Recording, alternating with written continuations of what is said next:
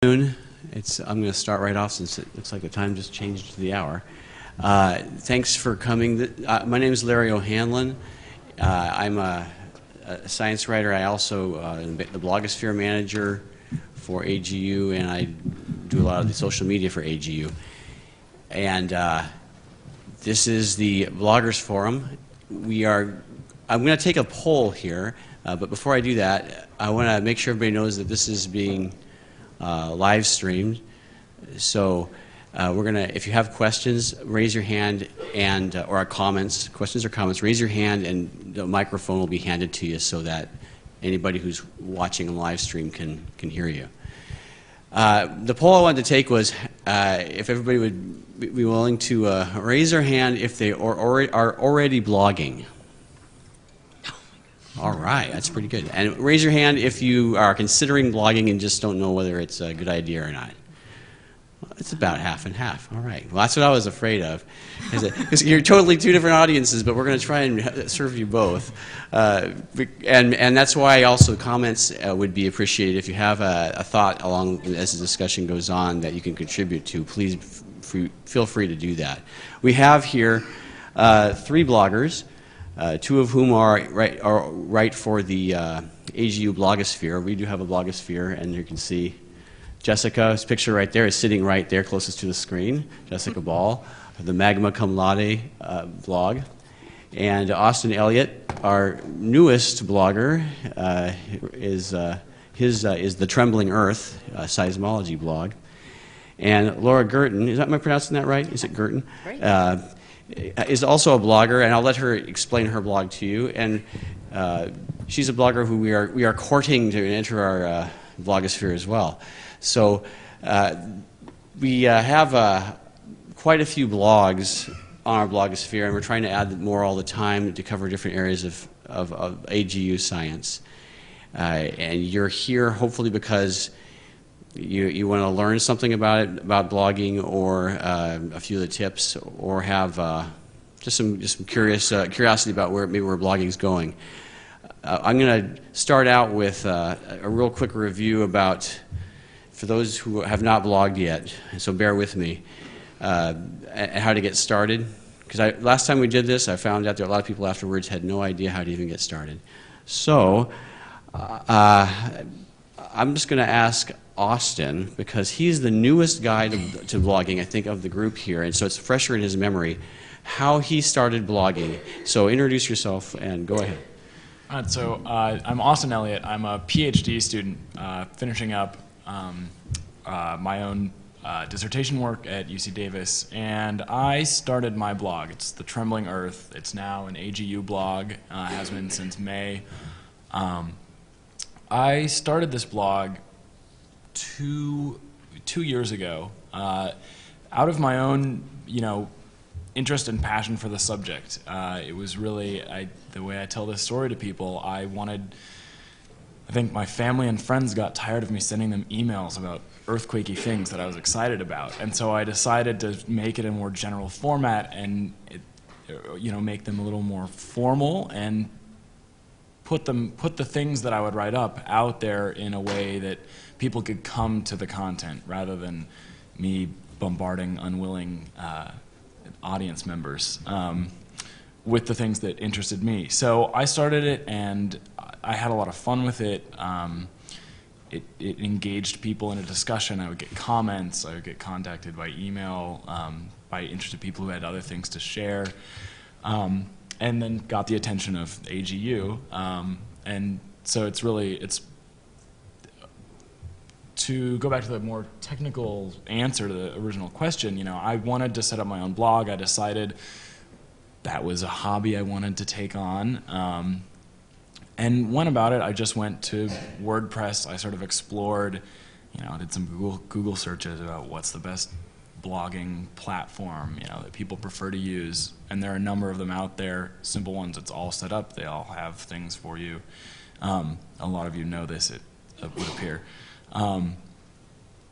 and so yeah, I landed on WordPress and decided to go with it. Liked the way I got to customize my blog a bit, and that's essentially how I got started. Like some bloggers will start and they will just start blogging and they don't have any idea how to get an audience. How many people have that problem? I mean, how many random person who's willing to say how many people? How big of an audience do you think you have? Anybody got a number they want to throw out? Just say it and I'll repeat it. 100? 8? 8 people? 80. Okay, 8. 300 or 400? Well, that's pretty good. That's good. But what is the point of blogging, you hope, is to kind of reach people. I mean, you're not trying to just have a cry in the wilderness. You want to have an audience. You hope you have kindred minds you're talking to, or maybe not. Maybe you're trying to go out to an audience you wouldn't otherwise reach. So there's a lot of different reasons to be blogging, and I'm sure all of you have a lot of different reasons for doing it. But there's another key component nowadays to make your blog, to get the word out, and this is where it gets even more challenging. And I don't know who did that. I don't know if any of you actually started. I know that Laura is doing it maybe early on, and that is social media. Mm-hmm. She was doing it early on, in fact, that's how I came across you, is in social media first, before I realized you had a blog. So maybe Laura can talk about the value of social media in blogging. So they go hand in hand, certainly. And I have 2 blogs currently, and they have separate audiences, and that's certainly an important thing if we go back to what Austin was saying, the purpose of establishing a blog. One of my blogs is called The Journeys of Dr. G. My students call me Dr. G. I'm a faculty member at Penn State Brandywine campus, and I started that blog because I felt that my students didn't know what I did outside the classroom.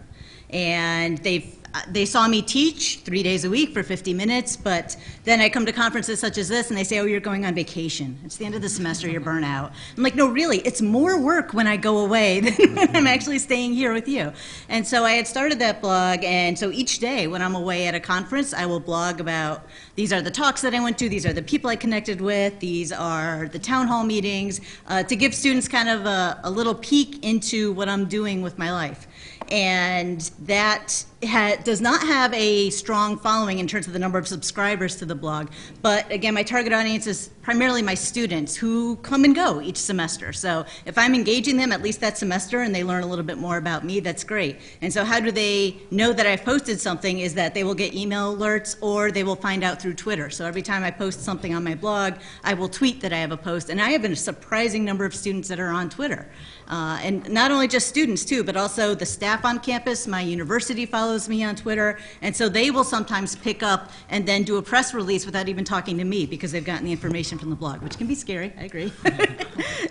And then my second blog is a very different audience. It's a Teaching with Technology blog, which is the purpose of that blog when I established it 3 years ago was I was earning a Teaching with Technology certificate at my university, and one of the things we had to do was document how we're using technology in the classroom and give examples of either videos or audio podcasts or something that we had done with students and project assignments, and I felt that creating this e-portfolio to show what I was doing with technology actually wasn't enough, and so I just started on my own blogging, and although I'm not getting a lot of comments on the blog, it is again through Twitter where people are then sending me messages or asking or sending follow-up comments or, hey, did you see that article? So in the geosciences, I think we have a pretty significant community on Twitter. And so for me, it's been very nice where 140 characters doesn't always give me enough room to say what I want to, and then the blog can certainly go hand in hand with that.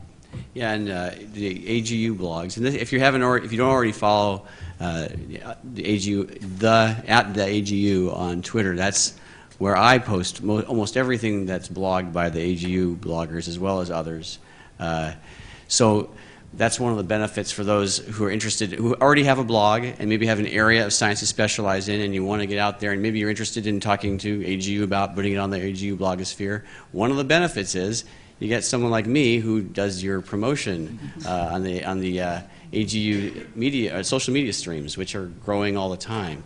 So we don't offer a lot. We don't pay the bloggers, but we do try and do what we can to help them get the word out. And if they are passionate, and they are all passionate about what they do, that's really the goal.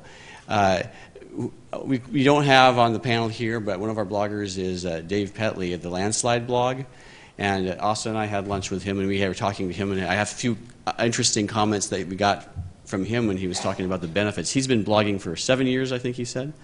and not all the time with AGU. He started doing it on his own, and he's found it has had an interesting effect on his career. One of the surprising things he said is ever since when he goes to a meeting and he makes a presentation, he'll often put his presentation on his blog afterwards, make it available. And I always find that nice because, a lot of the people who follow the AGU stream are earth scientists of different kinds, and they'd like to see this presentation. A lot of them would like to see it, especially in landslides. It's a very charismatic field. It's pretty exciting. So what he's found is ever since he started doing that, he gets a lot of invitations to meetings now. Why? Because he's advertising those meetings on his blog. So all of a sudden, he's really popular, and people want him to come to meetings. It's just one of the unexpected side effects that he's discovered from being a blogger. So he wasn't trying to do that, and I don't think he's trying to take advantage of it. But you never know how it might turn out. He also thinks that he said it gives him more credibility in some ways because he's out there, kind of putting himself out there with his science, and not just keeping it kind of something between him and his the other faculty members and stuff. He's out there not just in the academic world, but out there for other people to see what he's doing. So it's sort of a brave thing to do, I think, for some people who don't have to do it. Jessica, you have a different kind of blog in a way, and she's also she's moving through her career. All these people are as they do it, so things change. So maybe you can talk about what kind of a blog you have and what you do. Okay, so I'm actually in the very last stages of finishing up my PhD. I defended back in October, and so now it's all that's left is revisions and paperwork and all the formalities at the end of it. I started the blog back in 2008, so gosh, 5 years ago, when I was looking at graduate schools with the intention of writing about preparing for grad school in the geosciences, because what I had done was look for advice and not found any about geology. I found scads of things about physics or biology or medicine or things like that, but nobody was blogging about graduate school in the geosciences. So I said, well, why not write about it? It's good practice. I enjoy writing. Blogs seem to be getting popular now, so I started doing that. And for a while, it was just sort of me writing down my thoughts and maybe talking a little bit about field trips I'd been on or things I was interested in. And then AGU approached me in 2010 when I was sort of getting into my grad career in volcanology, and gave me a really great platform to write from and a much bigger audience. And I sort of felt obligated to improve myself and start writing more in-depth about topics that interested me, a little more formally about graduate school, things like that. And now I'm starting as a science policy fellow at GSA, so I'm crossing societal boundaries here. But I'm going to continue doing the same thing, just with maybe a little bit more focus on what I'm currently doing, which is working in Washington, following legislative issues, but also volcanology, because that's always going to be a passion. Another real value, one of the things that I think is a value in Jessica's blog is just women in science, young women in science. Yeah. Other young women in science can look at her and kind of, unfortunately, you're a role model, if you like it or not. People are going to look at that. It's just nice to have someone in a visible position again who's willing to share the experience as she goes through it.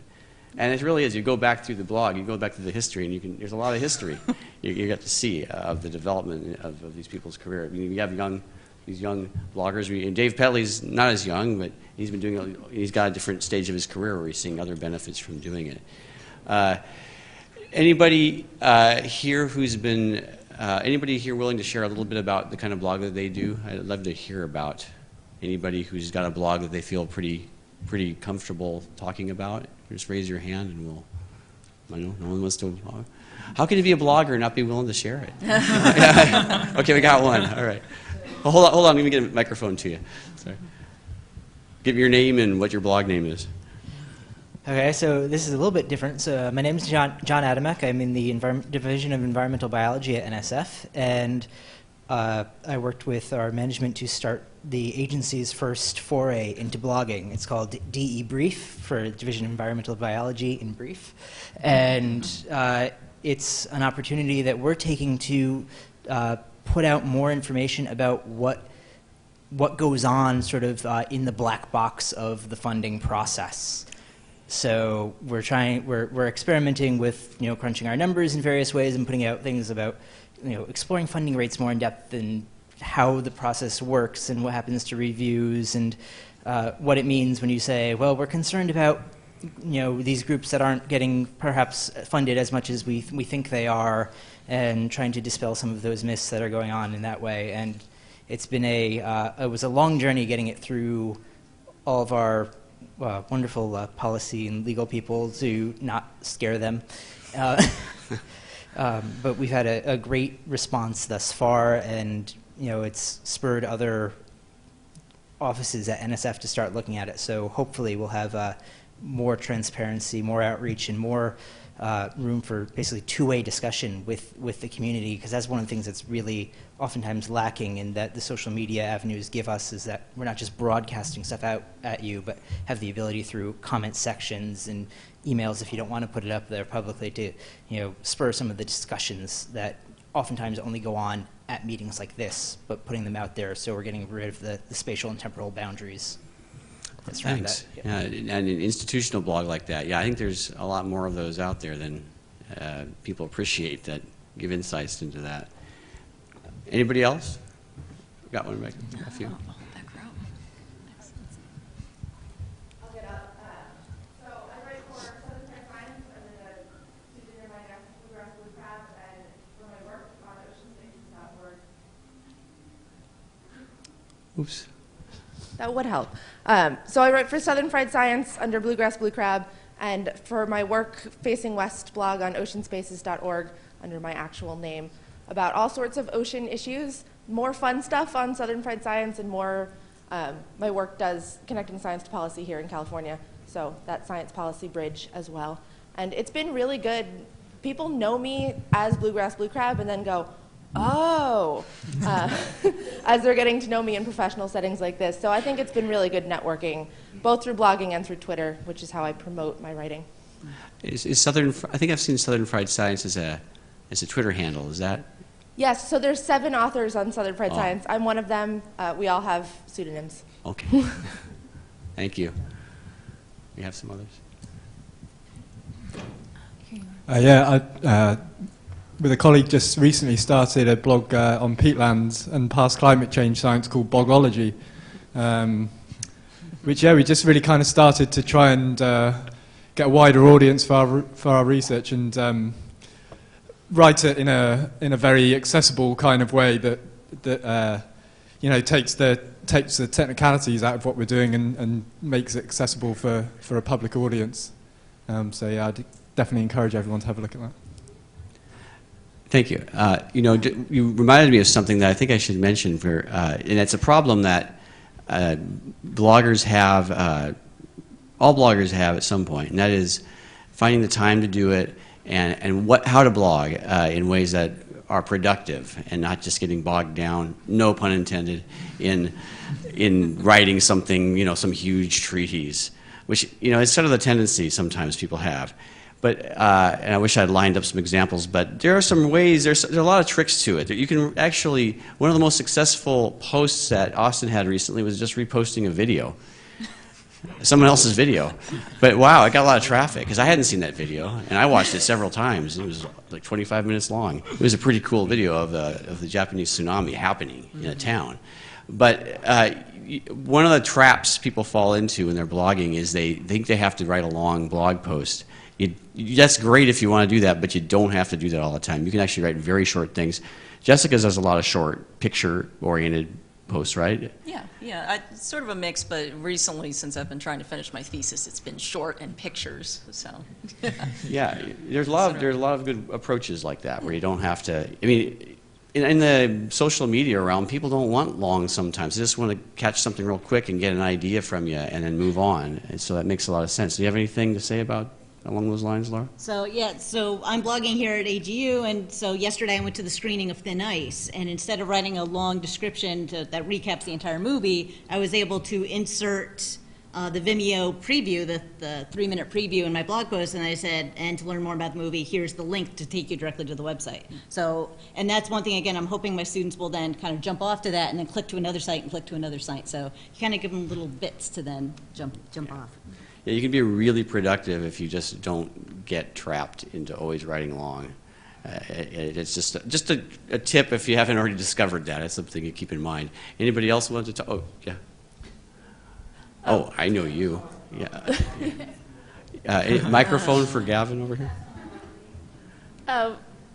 Yeah.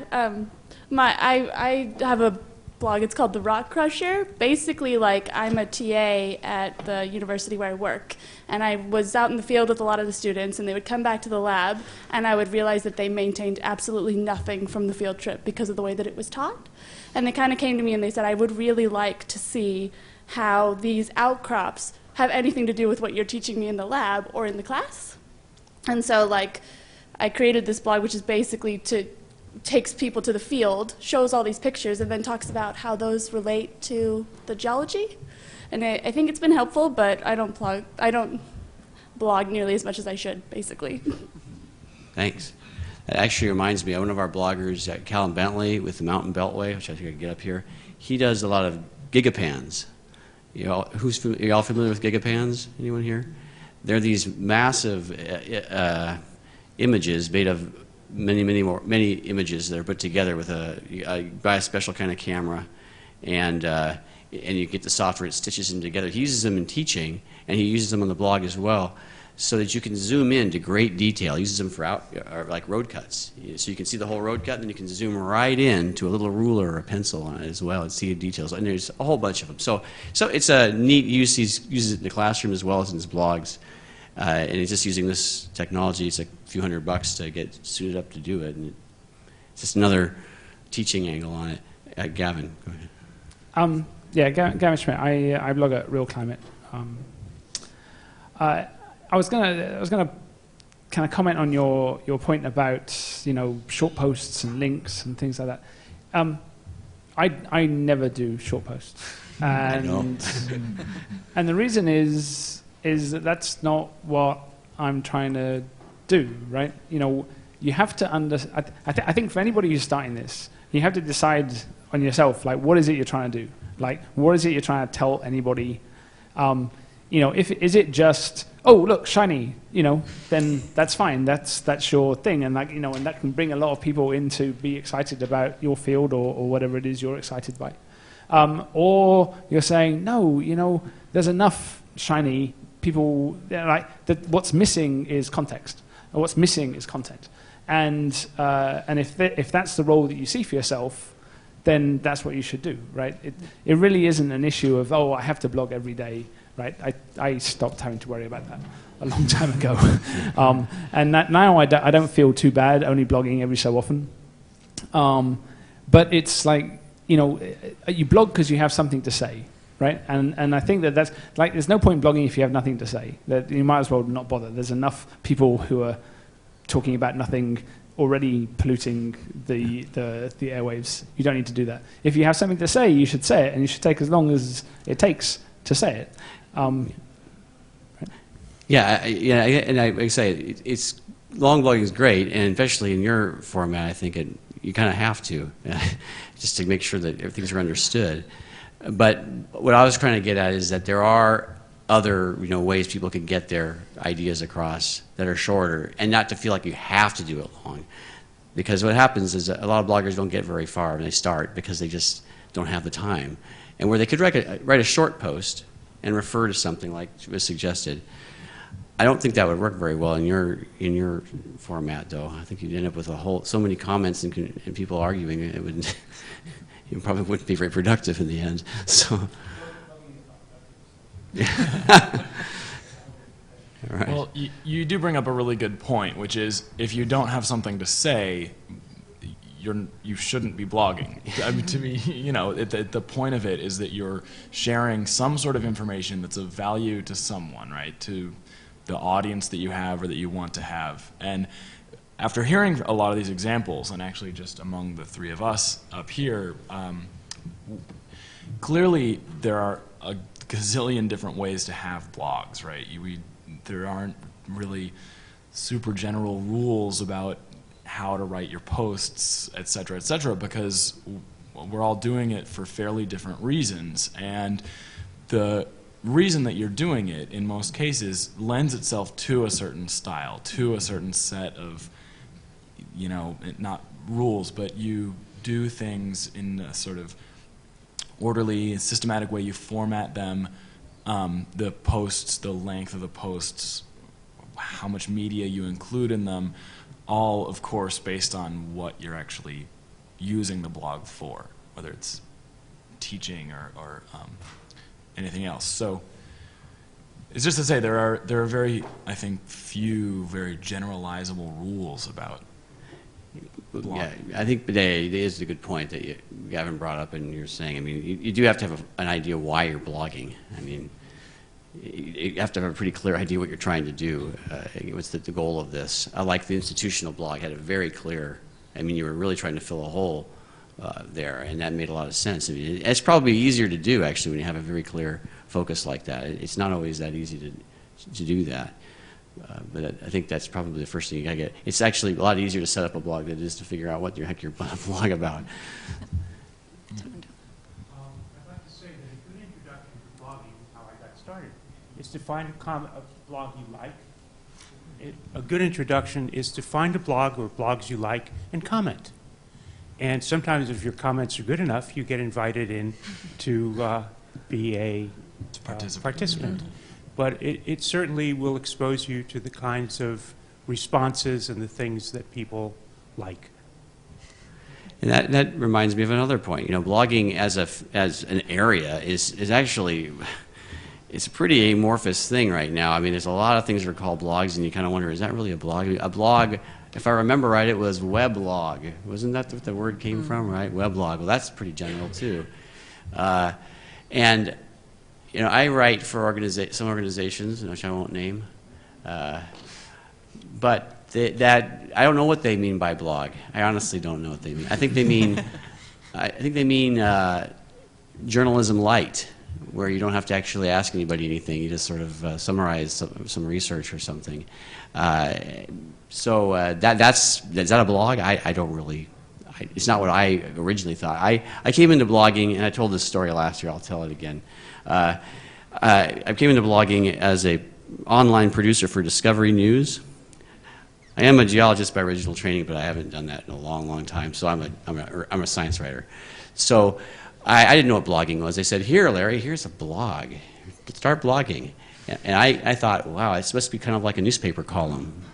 You know, just kind of write about whatever you find is interesting. And maybe some people in this audience don't even know what a newspaper column is because they don't read newspapers. I don't know. It's the generational stuff. It's sort of weird. But, you know, I grew up reading newspaper columns and finding them very entertaining. I thought, oh, okay, sort of a writerly thing. Again, not writing as a scientist, but writing as a science writer. So I was doing that, and the blog, because it was part of a job, see, I had to do it. And it was a dog that was always wanting to be fed, and it was very irritating. Because it wasn't like writing news where I find someone's cool research and I interview them and I interview a couple other people and I write up a story. You know, that's really straightforward and it's very clear. I had to write from my own voice and about my own thoughts, and frankly, I didn't really think anybody was interested in what I thought. But I had to do it. It was my job. So I thought, well, you know, I'm really sick of this. I'm going to get fired on purpose from this blogging thing. I'm just going to get really obnoxious. I'm going to write really opinionated stuff. Can anyone guess what happened? Yeah, the traffic went up. Because I discovered, like, in that time in blogging, maybe it's still the case in some areas of blogging, being obnoxious and having an opinion, not really obnoxious, but just being opinionated, was what people were looking for in blogs. And so I kind of stumbled right into what worked at that time in that format. And was stuck blogging even longer as a result of that. But so it just depends on your area. So that was just my introduction to blogging, but that was a while ago. And I don't know if it's as, I guess there's still a lot of very contentious kind of blogging out there, but probably more on the political side than in the science blogging side. Although I think there's a lot of contentious stuff on Gavin. You guys get a lot of contentious comments and stuff. They just go on forever on Real Climate. That's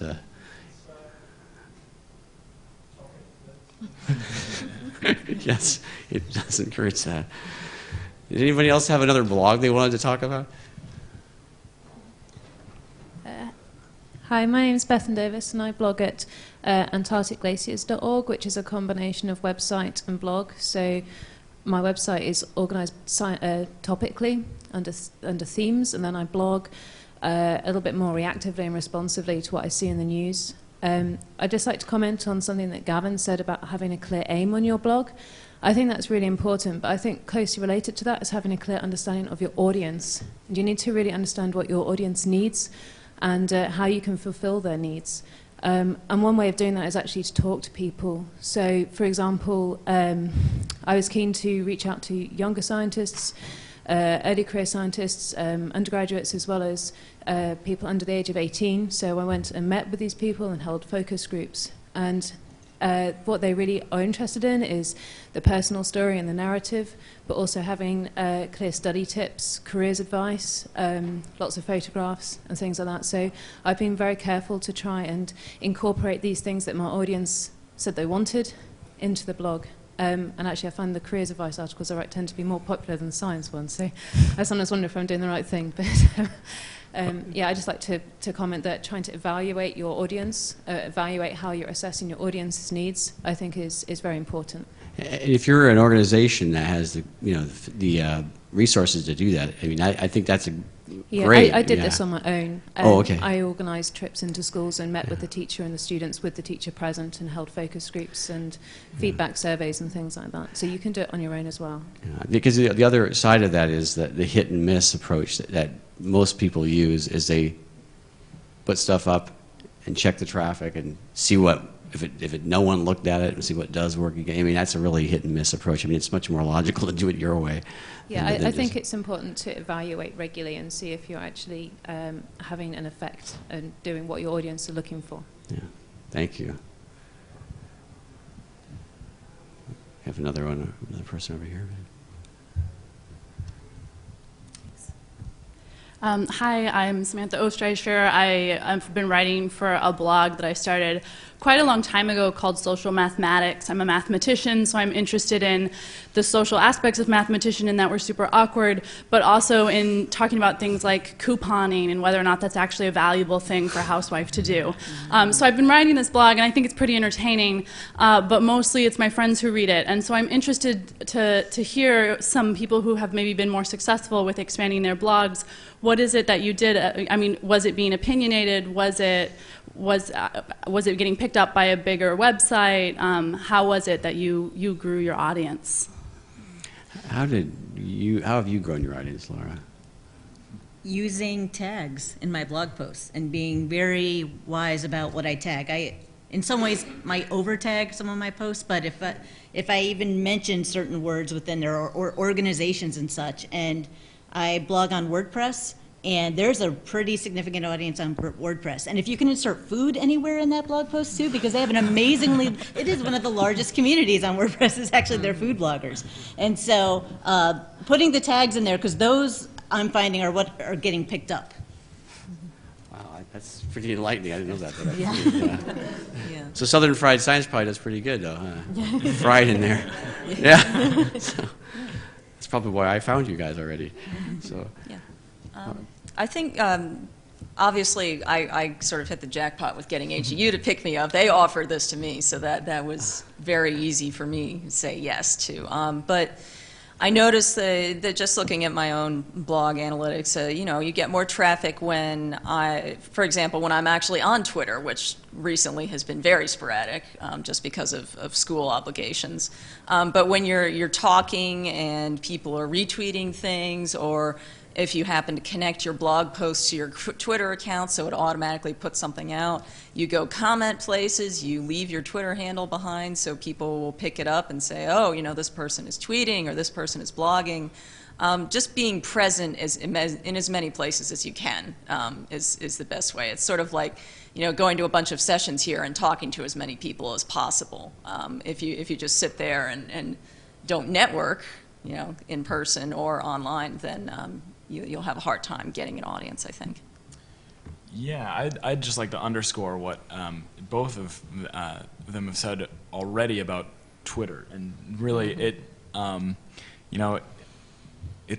Twitter makes a sort of a kind of polarizing thing. People who are on Twitter know and understand its virtues and its value, and people who are not on it dismiss it as just a useless, vapid, obnoxious thing. And I have to say, I joined Twitter in part because, and largely I think because of I joined with my blog name as the handle. So I definitely joined Twitter because of the blog, and it really enhanced all of these things, and getting my blog out there, getting more attention for it, and getting the sort of feedback from people that they would validate or repost or just comment briefly on my posts on Twitter.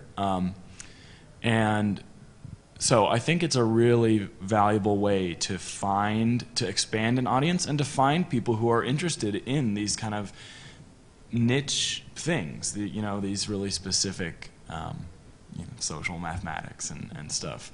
And for all the vapidity that is out there on Twitter, it's really amazing actually for establishing communities of relevant, interested people, right? A lot of you are probably on Twitter, but many of you probably aren't, and I'll just put in a push for it. You have to be attentive. It's like having a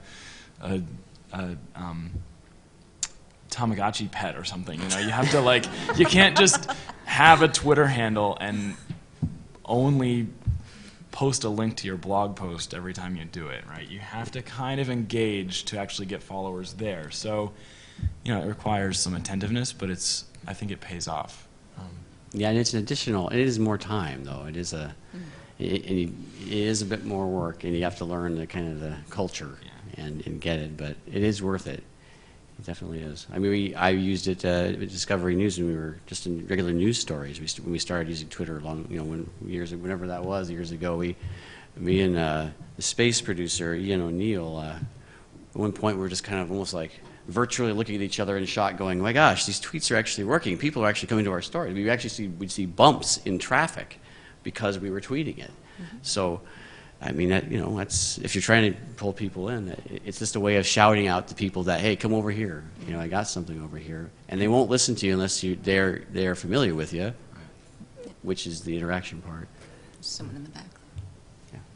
I wanted to reiterate that I think one of the problems with people, you mentioned people starting blogging and then burning out. I think you really have to think about how much time and pick wisely. I think a lot of people start and they're blogging every day and they can't sustain it. I'm a full-time researcher. I also teach science writing, and I'm a freelance science writer, so I have too many jobs. So, I write twice a month or something, and I consciously decide, I'm not trying to promote my blog so much, but you have to decide whether you can do Twitter or how much you're going to write, and then you have to commit to it and do it. You can't, like you said, half do Twitter and just have your only Twitter presence being your headline of your blog once every couple of months. By the way, I'm Jennifer Huber. My blog is Scientists Talk Funny.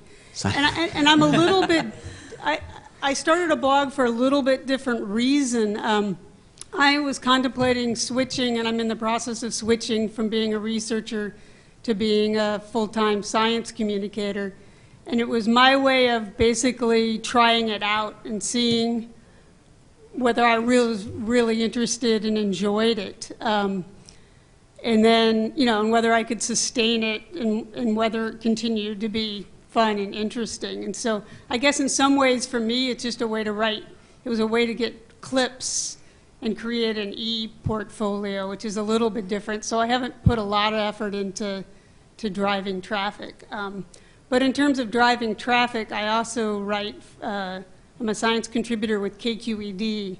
And similar to a Twitter post, whenever my KQED monthly health blog or twice a month health blog posts, I see a bump in my personal one because they have a nice little link to your little bio that links to your website and your So you can drive traffic that sort of way too if you occasionally, even if you're occasionally a guest contributor to something else. Laura wanted to comment. Yeah, so just kind of following up on your comment where sometimes you blog and sometimes you don't. And one thing I have found personally, so I'm a lone ranger at my campus. I'm the only geologist. And so for me to just get connected with my discipline and to feel like I'm a part of a community, it's been blogging and Twitter, actually both of them. And so blogging allows me to talk about geology and to talk about something I'm excited about. And maybe not everyone is going to be reading it, but I know my voice is getting out there, and then that people are seeing it, and they might be commenting on it and such. And the same thing with Twitter. I'll put something out there. And again, the number of geoscientists on Twitter I'm really impressed with that are out there. And I've been following you guys, and this is the first time I've met you both. You're great people in person, too, not just online. So, so it's for me, it's becoming part of a community, which has been so important for my own professional development and yeah. Another thing that you reminded me of, one of the things that, just from my perspective of someone who's tried to get blogs out there and get and promote these science blogs, it's tough. I mean, it's a tough thing to be a lone blogger of any kind, actually, and keep the blog going. And what we do see is there are blogs, like we have blogs on AGU Blogosphere that are they have guest bloggers that supply most of the content, and that's a nice format for doing it. Real Climate has quite a few people who contribute to that, aren't that? Oh, yeah, we started off with like a whole range of people. Yes. Right. I mean, for that kind of stuff, but it is a group blog, and there's at least 4 or 5 people who are active in terms of answering comments, posting posts, and that really is good because that means that you can take a step back when you've got a deadline, when you're working on a thing, and you don't have to worry about that. It will take care of itself, and it doesn't look like the whole thing just died. So team blogging, you know, there are some. You need to negotiate that a little bit. I mean, it's like running any kind of team. But it is a really good way of getting into it so that you don't feel like you have to feed the beast, you know, all the time and it gets in the way of your real life. So. Yeah, and this is something, I think in some ways it makes for a more stable, sustaining blog if you have a partner in it.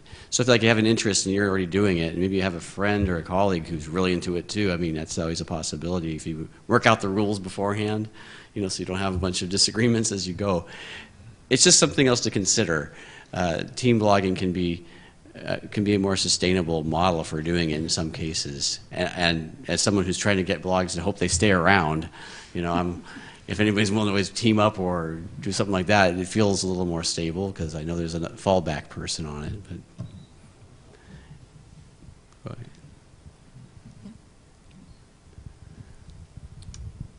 I just have a question. I wonder if any of you have had any issues with, we've talked about growing your audience and strategies to do that, but have any of you had issues with privacy or issues where the information on your blog is being used in a way that you didn't intend? That's actually come up for me, and it was a post that I had never even expected anyone would pay attention to. So Buffalo, Western New York, there's a lot of obviously natural gas resources up there, and there's one park that I like to go to that has this gas seep underneath a waterfall that you can light on fire, and it's really fun, and it's a fun place to go to. Yeah, I wrote about it because the picture looked good, and because I wanted to figure out what the unit it was probably coming from, the geologic unit. So I posted that, and I had some friends, say, "Oh, this is cute, good, I enjoyed that one." And then I noticed that the picture that I had posted and some of the content had been reposted on someone else's site. It was some sort of methane natural gas information site. It wasn't anything I'd ever heard of, and it wasn't attributed. And somebody, I think, pointed it out to me, and so I had to get in contact with those people. And fortunately, in this case, they were very nice about it. I told them, look, if you properly cite this and you link back to my page, I don't mind if you use it. But I know in other cases there have been entire blogs that have just been reposted elsewhere without attribution, without citing. And it's, in some cases, I know it's very difficult for people to chase down the offenders and to actually get that fixed, get them to stop it. So I don't think it happens a whole lot. It's not a rampant problem, but it does. The issue does exist every once in a while. It's the same problem as any online publication thing. Yeah, my experience in that is usually if you say something to them or make it clear that they've done that, you point it out to them, they usually will stop and they'll go and view someone else's stuff for a while. Or if it's an organization, you can often have someone write a cease and desist if they're doing it. I actually had someone doing stuff behind a paywall. That was my material that I was writing for somebody else once, and I was really shocked. And they came back at me and said, "Well, but more people are reading it this way. Don't you like that?" I'm like, "Yeah, but you aren't paying me for it. So it's my material. What do you do?" So, I mean, it's the same old copyright issue. It's probably a good reason why people should, but copyright information, if you're trying to hold on to the rights of something, make it clear somewhere in your blog that this is material you want to retain the rights to. But by the way, on our bloggers, we don't take their rights. They still own their material that they put on the AGU blogosphere. So they're doing it. We don't really. I don't mess with them. If there's a great big typo in the headline, I might jump in and do it. But otherwise, I don't mess with their stuff. I get a mic. Someone's got a mic over here. Okay. Hi, I have one. I'm with Frontier Scientists, and we feature scientists' work by joining them in the field and then filming what they do in their explanation and creating videos. And so the blog is really a companion to that, where we explain more about what they're doing that we can't necessarily put into a video. For people starting out with social networks, post links to other people's blogs, and oftentimes they'll post to you. It's like, I scratch your back, you scratch mine. I have a question for the panelists, which is, sometimes when I'm talking to scientists who've created a video and they don't have a social network, I'll say, find someone in your field who does have a social network and say, "Hi, here's this link. Could you check it out and maybe link me if you like it?" Is that good advice, or is that overstepping themselves? If you could address that at all, that would be great. It sounds perfectly reasonable to me. I don't see a huge problem with that.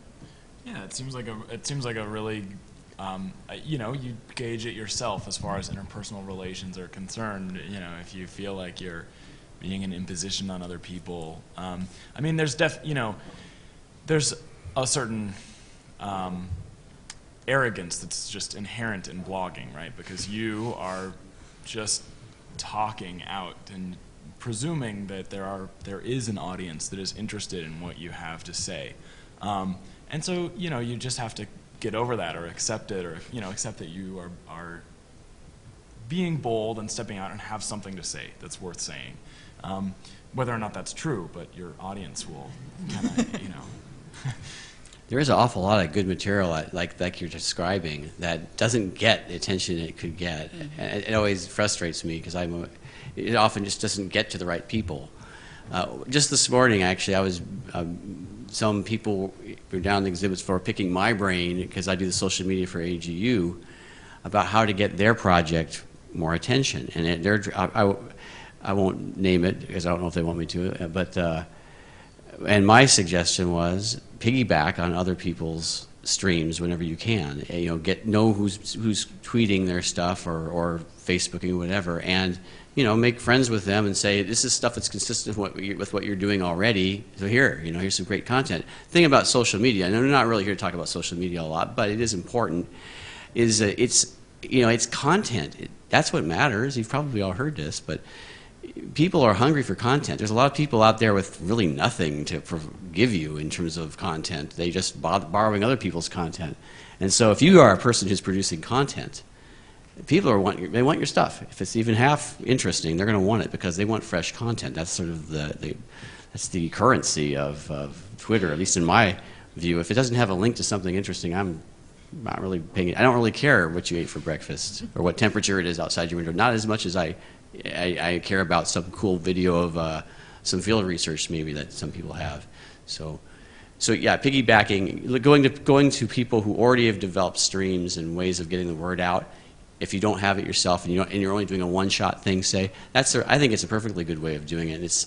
What else can you do other than just let it sit there and go nowhere? Hi, I already have the microphone. My name is Rachel Schwartz, and I'm a graduate student at Scripps Institution of Oceanography, and I study coastal clouds.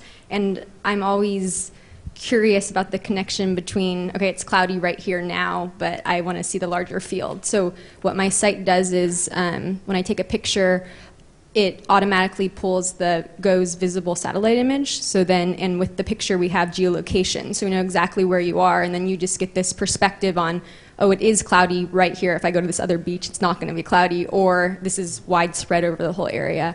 And then I don't have that much text. Sometimes I have more, sometimes I have less, but I can talk about the conditions, why we have these clouds today, why we it looks like this. And I had a question about edits or updates to previous posts. So sometimes I look back on a photo and I think, well, I could have given a lot more detail about the, cumulus, more details about the clouds. And I wondered what you thought about updating previous posts. So I get that a lot because, again, one of my blogs is teaching with technology, and so I will do posts about a certain piece of educational software or things that are online. Like there was this website that was called Plus One, and different ways where students could give a kind of a high five to people. And I did a blog post on it, and then a few months later it was completely shut down and wasn't there anymore. But how I view my blogging, my technology blog, is that it's at the time I'm posting it, it's that snapshot in time. So on that date, this is what the technology was, this is the version of the software, this is how it is. And if there's a new version, or if they've significantly modified it, then that's a new post. So I actually, unless I have a big error or something, I actually don't go back and edit the old ones. I just kind of keep it as a record.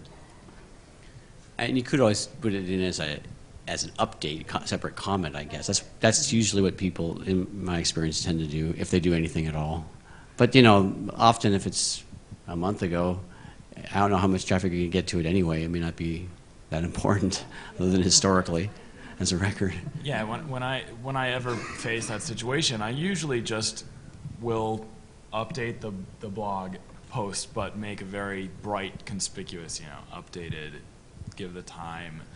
And it depends on the degree of the update. Maybe it's enough information or enough of a change that it's worth a new post, or that it's worth highlighting somehow.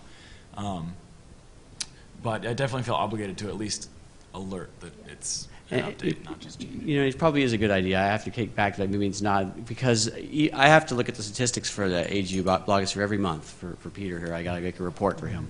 So.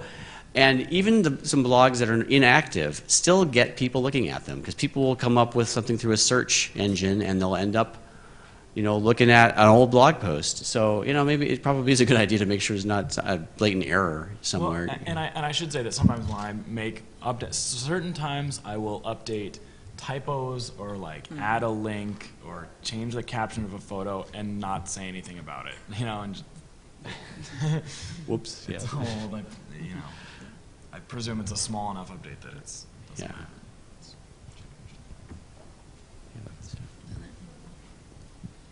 Oh. Thank you. My name is Janet Chappell. I have a website called YellowstoneTreasures.com, and recently I've put a WordPress blog connected with that. But I have a two-part question for the panel. How do you get people to comment on your blogs, and how do you avoid spam? Well, so WordPress has some built-in spam features. I also have my own blog set up so that I approve comments. I don't get enough comment traffic that's a burden for me. And so, sometimes I'll get just really random, even if it's not really explicit spam, it's just a total nonsense from someone, and I just kind of dismiss them. So that's sort of as far as the spam goes. While I'm answering, I'll say that to get people to comment, I actually find that a bit of a challenge too. I mean, one of my approaches sometimes is to just explicitly say it, hey, why don't, share with me in the comments. And that sometimes is effective and sometimes not. I think it depends a lot on what the content is. You know, sometimes if you're asking questions of the audience, then they're obviously more likely to comment than if you just say some stuff. You know, it depends on the degree to which you're trying to start a conversation, right? Yeah, I find that if I want to get comments on a post, and I tend to also have some I don't know, some trouble maybe getting people to comment, or maybe people just don't want to. They think, oh, post, that's there. I will frame it as a question. You know, it'll be in the title, it'll be in bold, it'll be in the first paragraph. I'll say, you know, oh, I was thinking about this thing, and I was wondering, you know, X question. So put it out there right away, and I think people will feel, they will start thinking about what they could say as soon as they start reading the post. It's one approach. Well, and another whole different approach is one of the things that I'm not doing a very good job of with these guys sometimes is I will take their posts and I will put them on Facebook or Twitter, and I don't always provide them back with the feedback I might get because I don't have time sometimes to get them, but that's another place you might get comments in a different context referring to your post. So if you have a Facebook page for it, you might put it up there, and that context is more prone to people responding than sometimes on a blog page. I've found anyway. There are also sneaky things you can do. You can when I used to be a park ranger many years ago, and used to have to give tours. And you had the television problem, you know, you're standing there, you're a live person, but they still felt you were not real. Somehow there was, you know, you were a recording of some kind.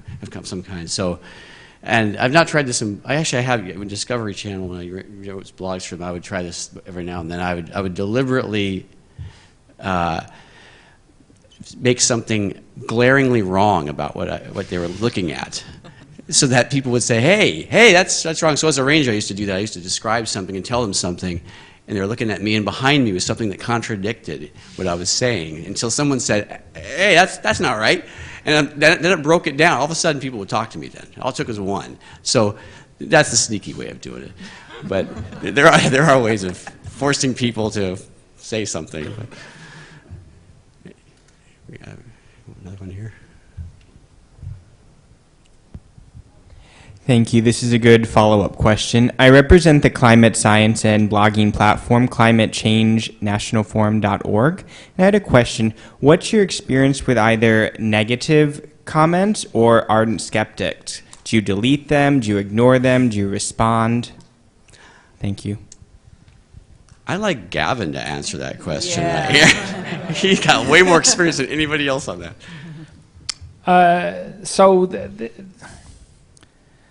This was something that we knew right at the beginning would be an issue, and we have evolved over the time in terms of how to do this.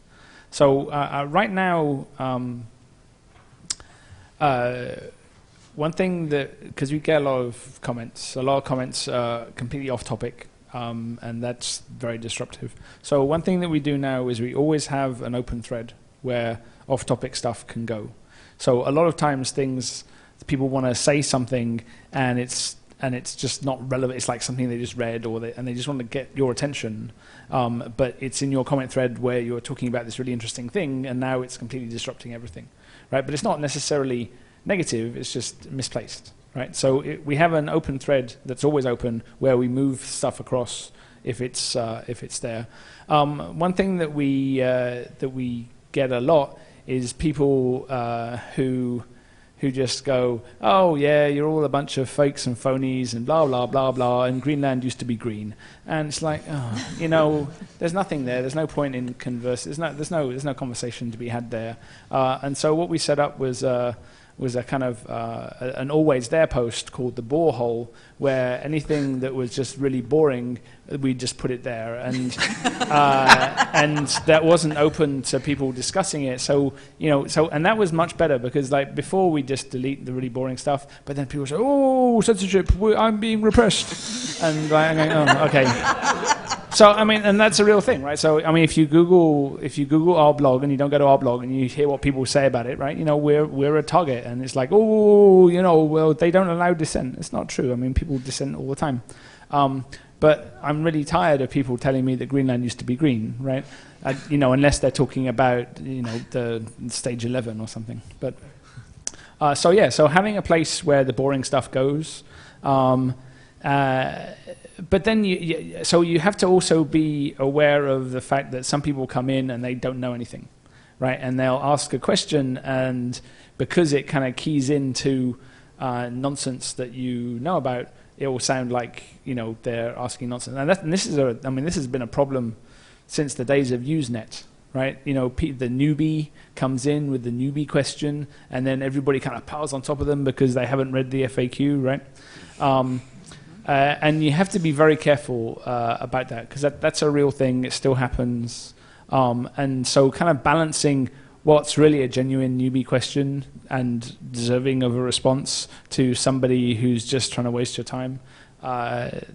You know, I try and give people the benefit of the doubt once or twice, and then I decide whether they're worth talking to afterwards or not. So you have to. So I would be adaptive.